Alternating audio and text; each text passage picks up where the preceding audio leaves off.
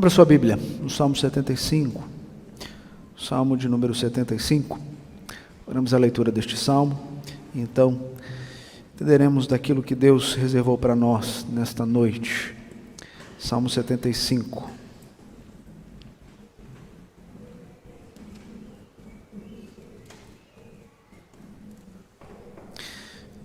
Diz assim o texto da palavra do nosso Deus: Graças te rendemos, ó Deus, graças te rendemos, invocamos o teu nome e declaramos as tuas maravilhas, pois disseste: hei de aproveitar o tempo determinado, hei de julgar retamente. Vacile a terra e todos os seus moradores, ainda assim eu firmarei as suas colunas. Digo aos soberbos: não sejais arrogantes, e aos ímpios: não levanteis a vossa força. Não levanteis altivamente a vossa força, nem faleis com insolência contra a rocha. Porque não é do Oriente, não é do Ocidente, nem do deserto que vem auxílio. Deus é o juiz. A um abate, a outro exalta. Porque na mão do Senhor há um cálice, cujo vinho espuma, cheio de mistura. Dele dá a beber, sorve-no até as escórias, todos os ímpios da terra. Quanto a mim, exultarei para sempre, salmodiarei louvores ao Deus de Jacó. Abaterei as forças dos ímpios, mas a força dos justos será exaltada. Oremos. Pai querido, acabamos de ler a tua palavra, precisamos entender essas verdades. Verdades essas que consola, que conforta e que edifica a nossa vida. Fale ao teu povo, fale através do teu servo, é que nós te pedimos, em nome de Jesus. Amém. Queridos, hoje quando paramos para pensar no judiciário, incertezas vêm à nossa mente, incertezas vêm ao nosso coração. Aquela figura do juiz com uma toga, com o seu martelo, julgando as causas que são pertinentes a ela, que era uma figura que trazia segurança e paz. Hoje, talvez para muitos, não é mais uma figura bem vista. Isso porque no coração do homem, independente da figura que ele é, reina o pecado. E o homem por si só, ele não pode julgar as causas sem qualquer imparcialidade. Por quê? Porque o seu coração está cheio de maldade. Mas há um justo juiz, e somente ele pode julgar retamente todas as coisas. Esse juiz é Deus. O Deus justo, ele está julgando todas as coisas. Quando aparentemente as coisas estão escapando das nossas mãos, Deus diz: acalma. E sabeis que eu sou Deus. Quando as coisas estão indo numa direção desesperadora, Deus diz ao nosso coração: aquieta, descansa em mim. Se eu sou o Deus soberano para você, deixa eu governar. Porque independente de você, eu estou agindo, governando sobre todas as coisas. O Salmo 75 vem nos falar sobre isso. O Salmo 75 fala ao meu, ao seu coração, que nós temos que descansar naquele Deus que é o justo juiz. E sabe por que Deus é o justo juiz? O salmista vai mostrar para nós que, em primeiro lugar, Ele é justo juiz porque Ele é digno de gratidão. Em segundo lugar, Deus é o justo juiz porque Ele julga com retidão. Em terceiro lugar, Deus é o justo juiz porque Ele atua soberanamente sobre as ações do mundo.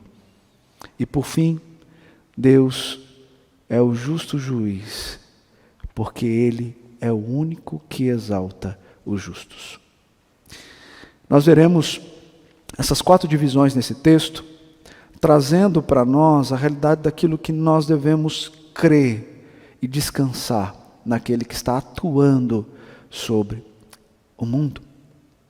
Mas para isso nós precisamos entender Porque o Salmo 75, ele se encontra no terceiro livro dos 5 que se divide os livros dos Salmos.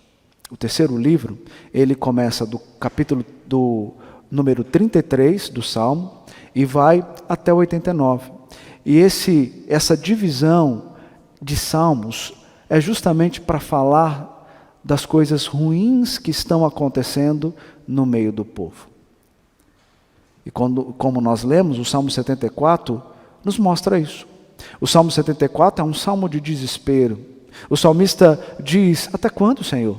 Até quando o Senhor permitirá que os ímpios reinem, governem e intentam contra o seu povo e, acima de tudo, intentam contra o teu nome? Eles estão falando mal do Senhor. Eles estão julgando o Senhor. Até quando o Senhor permitirá? Mas o salmista, no Salmo 74, ele não termina no desespero. Ele traz uma ponta de esperança quando, nos versos finais, ele diz: levanta-te, ó Deus, e pleiteia a tua própria causa. Mostrando que, de fato, Deus, por mais que o salmista sinta que Deus está distante, ele não está. Tanto que o Salmo 75 começa, não com desespero, mas com gratidão. Graças te rendemos, ó Deus, porque o Senhor não está distante dos seus, o Senhor está perto. E o Salmo 76 é o salmo que, na sequência, dá continuidade a essa ideia de um Deus justo. No Salmo 75, o salmista mostra que Deus está julgando. No Salmo 76, ele já está regozijando, porque Deus já julgou.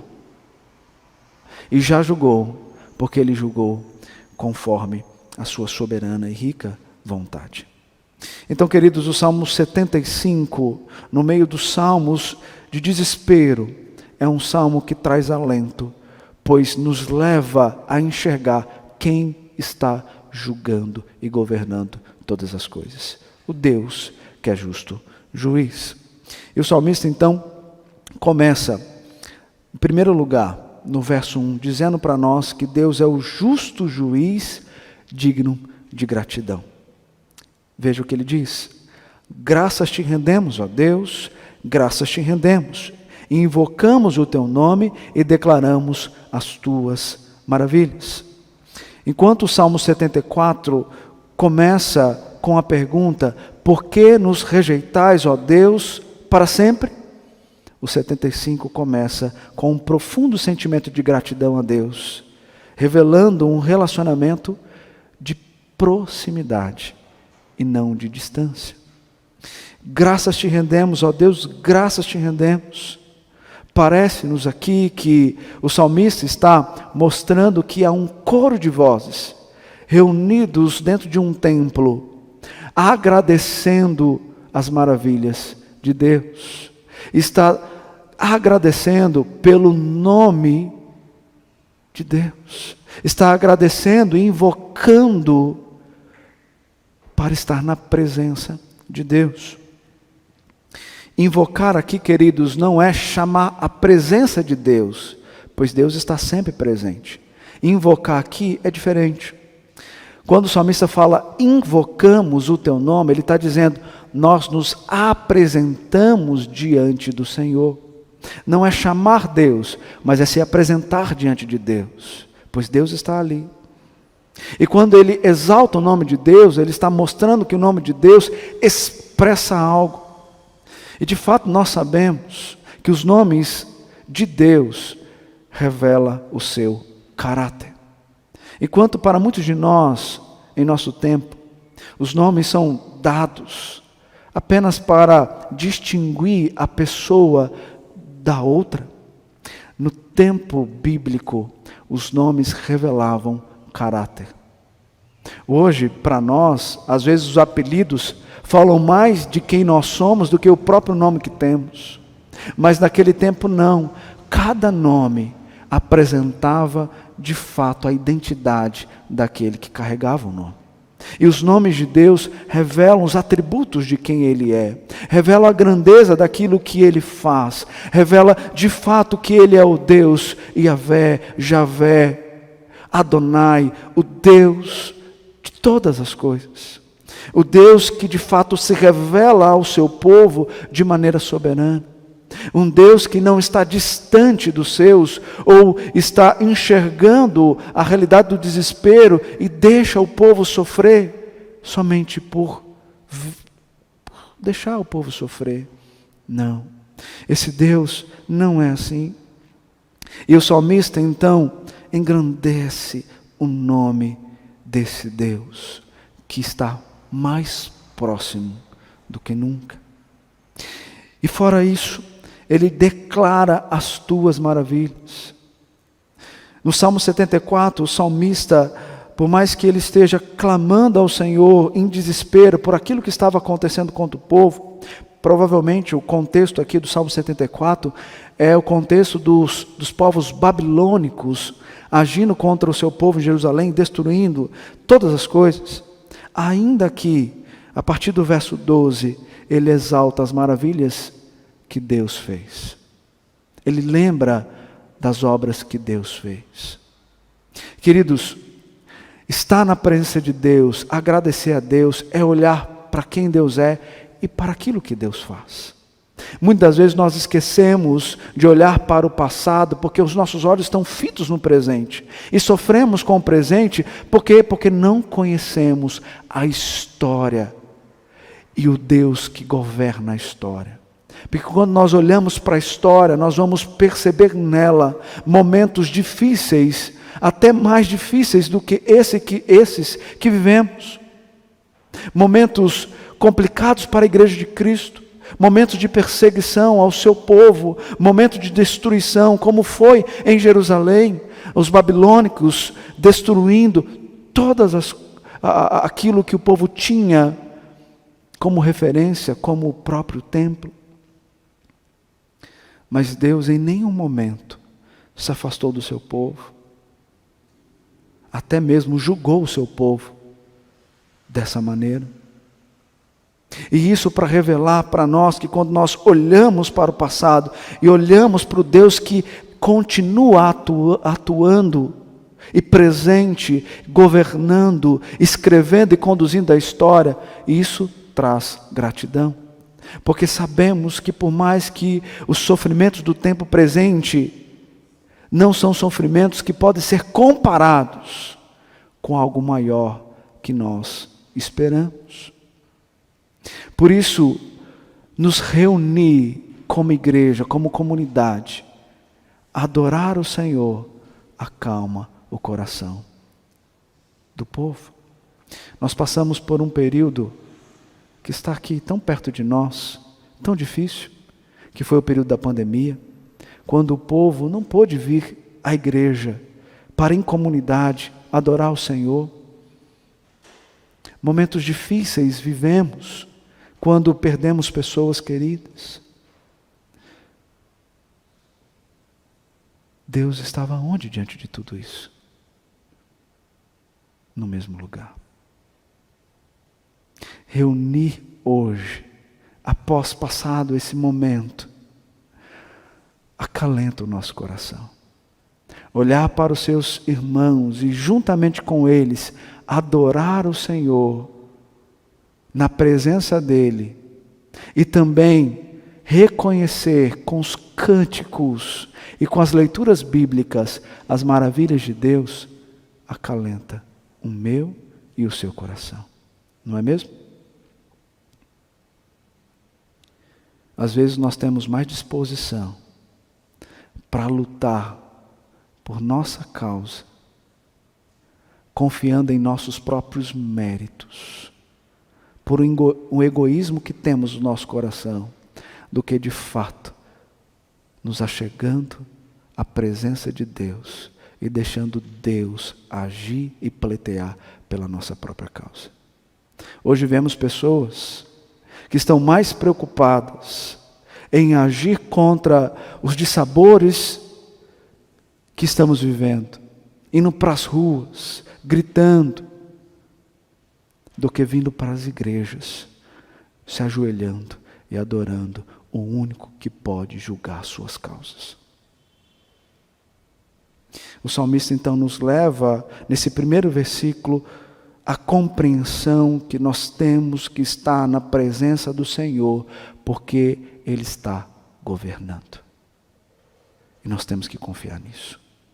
Em segundo lugar, o texto vai nos mostrar, nos versos de 2 a 5, que Deus é o justo juiz que julga com retidão. E você vai perceber aqui que há uma mudança. Nessa segunda parte, ela é marcada por uma mudança, porque no primeiro verso parece que o povo está reunido adorando a Deus.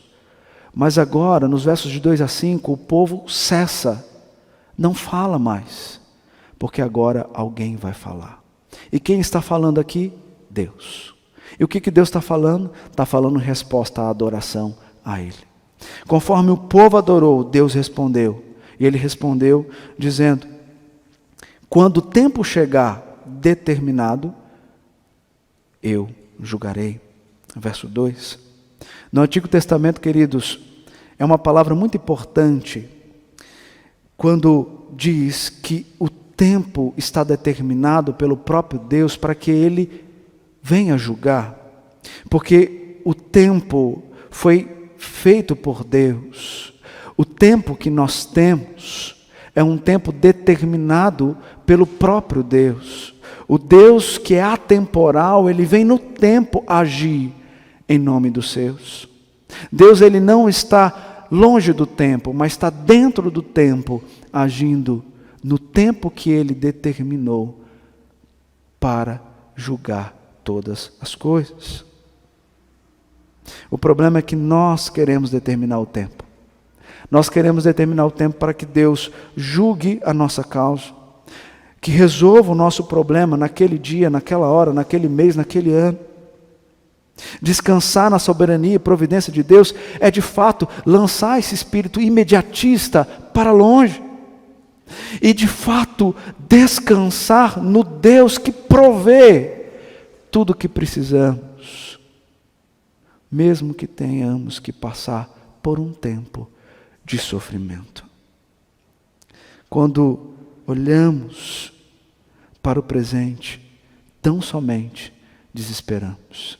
Quando olhamos para o passado e vemos Deus agindo na história, olhamos para o futuro e sabemos que esse Deus que agiu na história é o mesmo Deus que promete a eternidade, não tem como nós nos desesperarmos no presente. Por quê?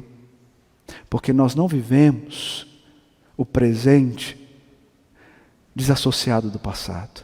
Nós não vivemos o presente sem olhar para o futuro. Nós vivemos o presente quando de fato nós temos conhecimento do passado e temos a esperança do futuro. Isso é viver bem o presente. Queridos, o texto nos chama a entender que Deus está julgando. Olha o verso 3.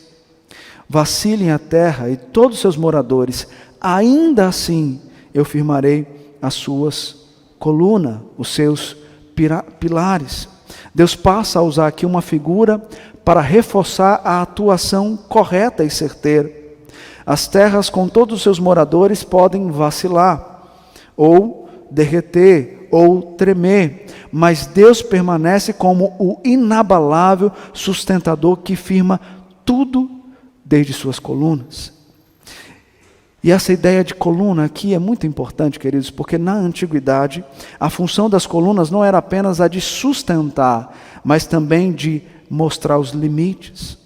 A ideia é que Deus, além de firmar, também conhece o que está acontecendo na terra, porque Ele tem os limites dela, porque tudo é dele. Os pilares é para demonstrar que Deus está controlando toda a humanidade na face da terra, pois Ele foi aquele que determinou todas as coisas.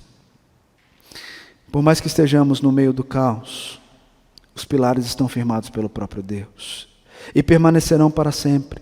Nada foge do seu controle soberano, nada está diante dele. Deus estabeleceu a estrutura, a ordem desse mundo, e ele vai administrar com justiça. Deus não vai abandonar o mundo que ele mesmo criou. Deus não vai abandonar aquilo que ele formou para um propósito específico. Não.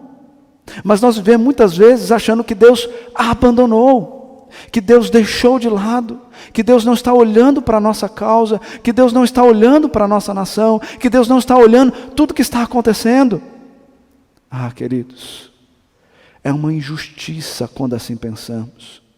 Porque se Deus te criou e colocou no mundo que Ele criou, diante de todas essas estruturas, e diante de governos ímpios, diante da impiedade do mundo, diante da maldição que Ele estabeleceu para o mundo, você acha que Deus vai te abandonar?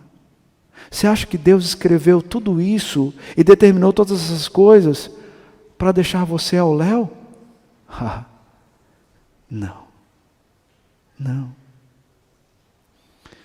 E Ele não faz isso, porque Ele ama os seus.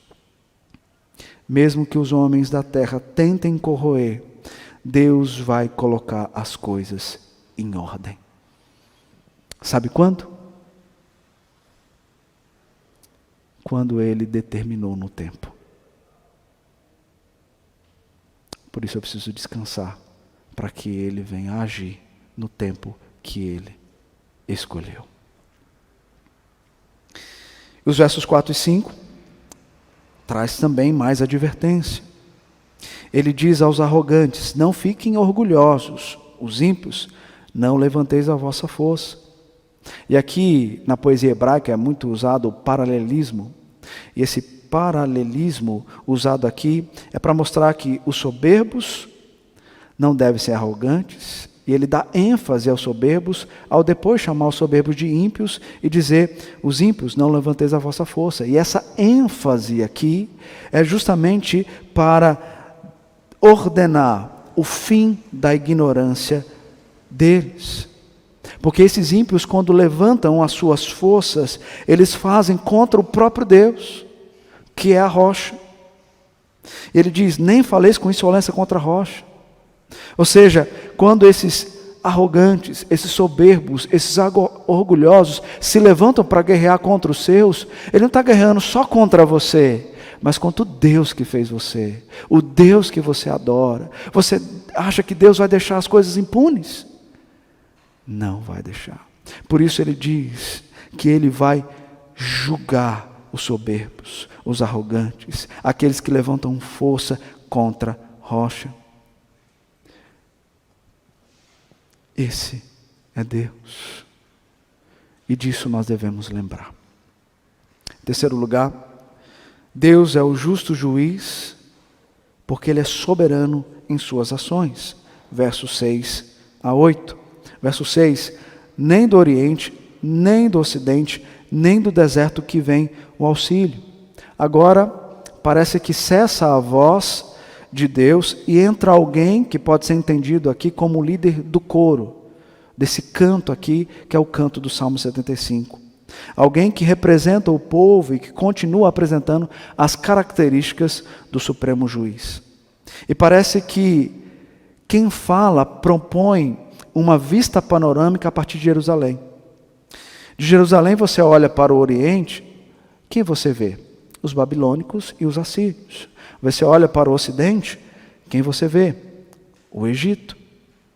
No entanto, Deus está dizendo que nenhum deles socorreria Israel. E eles estavam então sendo convidados a olhar para o mundo em sua volta e ter certeza de quem os levanta e os guarda não era dali. Não era do Oriente, não era do Ocidente, muito menos do deserto. É de lá. O verso 7 diz: Deus é o juiz, a um abate, a outro exalta. É Deus que causa os acontecimentos. Os homens podem fazer alianças, podem planejar, podem atacar, ajudar um, derrubar outro, mas Deus é quem está à frente de tudo. Ele que governa o mundo. Por isso, quem exalta não está no Oriente, Ocidente ou no deserto, mas está nos céus. Quando você olha para o livro de Samuel, logo ali no primeiro livro de Samuel, no primeiro capítulo, nós temos ali um exemplo da dinâmica que Deus vai dar para aqueles que Ele vai levantar e vai derrubar, para os reis que Ele colocará e Ele vai tirar. E Ele faz isso no exemplo de Penina e Ana, mulheres de Eucana. Eucana, então, tem Penina como mulher, e Penina, ela dá muitos filhos a Eucana, diferentemente de Ana. E Penina começa a tripudiar Ana. E o que Ana faz diante disso? Em meio ao seu desespero, ela vai para a presença de Deus. E na presença de Deus, ela rasga o seu coração. E Deus escuta o seu clamor. E Ana recebe filhos. E o filho que ela recebe é o próprio Samuel, o profeta de Deus. Queridos, Deus está com os seus, Ele não desampara. O ímpio, aparentemente, ele pode prosperar, como o Salmo 73 vai dizer para nós. No entanto, isso tem um tempo determinado, porque Deus julga os ímpios que estão agindo contra o seu povo e contra Ele. Nada passa despercebido diante de Deus. E essa verdade precisa mudar o nosso status, nos tornar mais dependentes de Deus do que dependentes de nós mesmos, esvaziar-nos dos nossos orgulhos, para de fato confiarmos naquele que está agindo no tempo e fora do tempo. O verso 8 traz uma promessa de juízo. O verso 8 mostra como Deus vai agir condenando os ímpios. A figura aqui é a figura de Yahvé segurando um cálice, e dentro desse cálice um vinho que espuma, cheio de mistura. O que significa isso? O fato dele ser cheio de mistura não trata de um vinho comum como um vinho que nós conhecemos. Não é um vinho diluído em água, mas sim uma bebida que era misturada com especiarias, tornando o sabor acentuado. Ou seja, Deus tem em suas mãos um instrumento poderoso para que os seus inimigos se embriaguem e sejam destruídos. Ele fez isso com o próprio povo dele, com Israel. Isaías diz isso, no Isaías 51, versículo 17. Desperta, desperta, levanta-te, ó Jerusalém, que da mão do Senhor bebeste o cálice da sua ira, o cálice de atordoamento, e o esgotaste. E Yahvé derrama o cálice sobre os ímpios, que bebem até não sobrar nada. Os soberbos, arrogantes, negaram a Deus. Em consequência, receberam o cálice da ira divina. Queridos, nós somos redimidos pelo sangue de Cristo. Por isso o que cabe a nós não é se desesperar diante do mundo, mas é de fato termos um coração gratos e temerosos diante de Deus, servi-lo e descansar naquele que está julgando e pleiteando pela nossa causa. Ele já deu provas disso, transformando a sua vida e o fazendo um filho dele, te tirando de uma vida de desobediência para viver uma vida na presença dele. Aquele que estava condenado não está mais. Por obra do seu Filho Jesus, já não há condenação para aqueles que estão em Cristo Jesus. Por isso nós precisamos pleitear a causa de Cristo e descansar naquele que está agindo para abençoar e consolar o seu próprio povo. E isso aqui nos chama a atenção para uma realidade. A evangelização, queridos. Sabe por quê? O que vai causar ao coração dos ímpios mudança? Serão as minhas manifestações? Não. Será a pregação do Evangelho. É a pregação do Evangelho. Se nós nos empenharmos para pregar o Evangelho, mudanças virão naqueles que de fato Deus escolheu para mudar o coração. Porque o Evangelho, ele é uma mensagem com duas respostas. Ou para a salvação ou para a condenação. Ou aquele que está perdido em uma cosmovisão totalmente contrária às Escrituras, vem, seja moldado e mudado, para ter uma cosmovisão agora pautada e lutar pela causa de Cristo, ou de fato ele se aprofunda cada vez mais naquilo que ele já é condenado por Cristo Jesus. Por isso nós precisamos evangelizar, falar do amor de Cristo para esse povo perdido. Esse é o caminho dos crentes. E por fim, o texto vai mostrar para nós que Deus é o justo juiz que concede aos justos exaltação. Versos 9 e 10. E aqui nós temos uma nova mudança. No verso 9, agora muda quem fala e muda também o assunto. Agora o salmista está falando. Ele diz, quanto a mim. E parece que o salmista aqui, no verso 9, ele está retornando à ideia do primeiro versículo. Pois ele volta ao assunto de gratidão e louvor a Deus, quando diz, exultarei e salmodiarei ao Deus de Jacó. E quando ele fala ao Deus de Jacó, ele faz uma referência ao Deus da aliança, ao Deus do pacto, ao Deus que agiu na história e age no meio do seu povo. O louvor é a esse Deus. E o salmista, então, diante de toda essa exposição, ele volta a essa ideia. Nós temos que continuar adorando aquele que age e pleiteia pela nossa causa. O verso 10 diz, abaterei as forças dos ímpios, mas a força dos justos será exaltada. Primeiro, o abater as forças dos ímpios retorna à ideia dos versículos 4 e 5. A força do ímpio é limitada e abatida pelo próprio Deus no tempo que ele determinou. O mesmo que levanta os justos frente aos ímpios, revelando o Deus Todo-Poderoso que cuida dos seus. Aos ímpios, Deus abate. Aos justos, Deus exalta.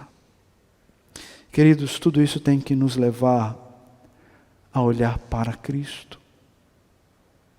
A olhar para Cristo. Porque esses versos nos faz pensar na figura messiânica. Alguém que poderia exultar para sempre e louvar plenamente o Deus de Jacó. Alguém que seria o verdadeiro instrumento de Deus para abater a força dos ímpios e por meio da sua atuação a força dos justos seria levantada. Esse é Cristo.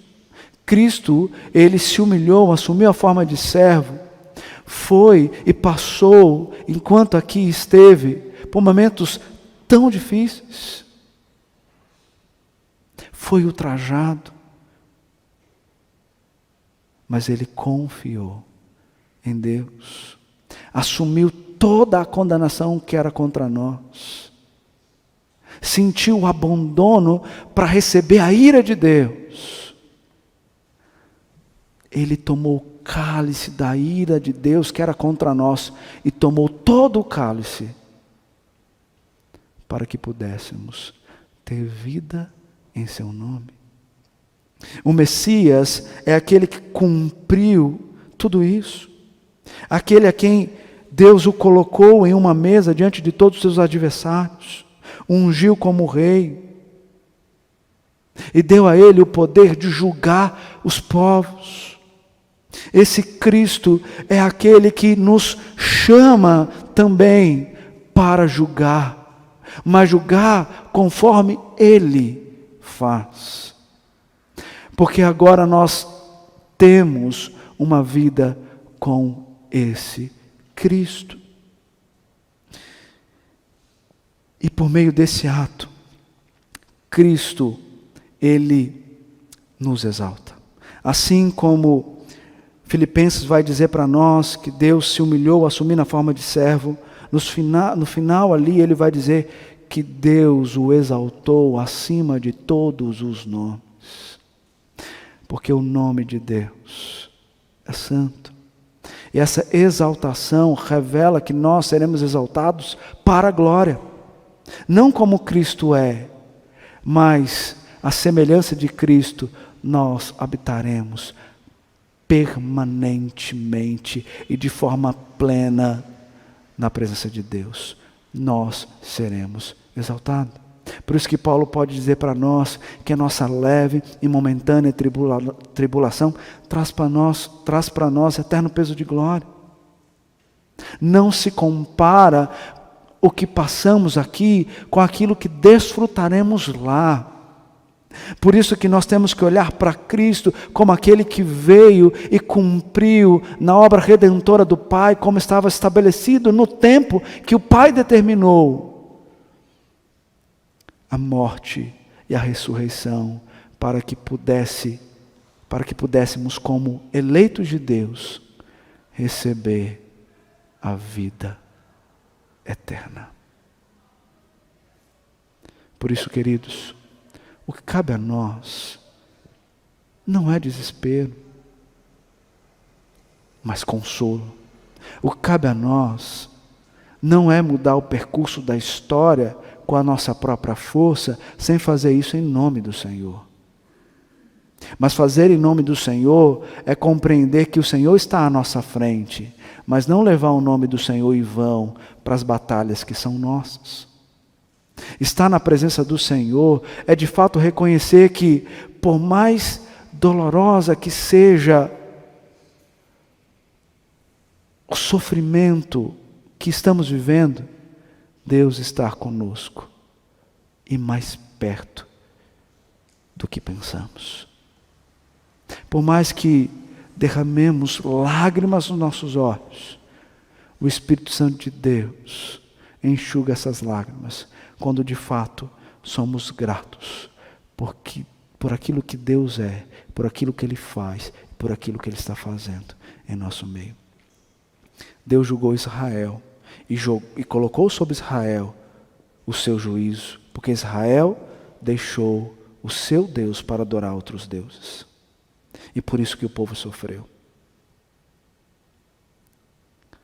Deus está julgando. Deus está governando. Talvez temos que passar por momentos difíceis para nos aproximar mais de Deus do que dos homens que nos governam.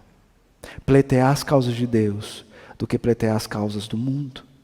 De fato, descansar na esperança de Deus do que a esperança do mundo. Reconhecer que a nossa vida não é aqui, é lá. Que aqui, enquanto nós estamos, nós temos que cumprir o nosso papel, que é pregar o Evangelho da salvação. Essa é a maior manifestação do crente. Quando ele passa a confiar e pregar, anunciando as maravilhas do Deus que é o justo juiz. Que nós possamos descansar, queridos, nisso. Se vamos passar por momentos de lutas, amém, passaremos com o nosso Senhor. Se vamos passar por momentos de bonância, amém, passaremos diante do Senhor.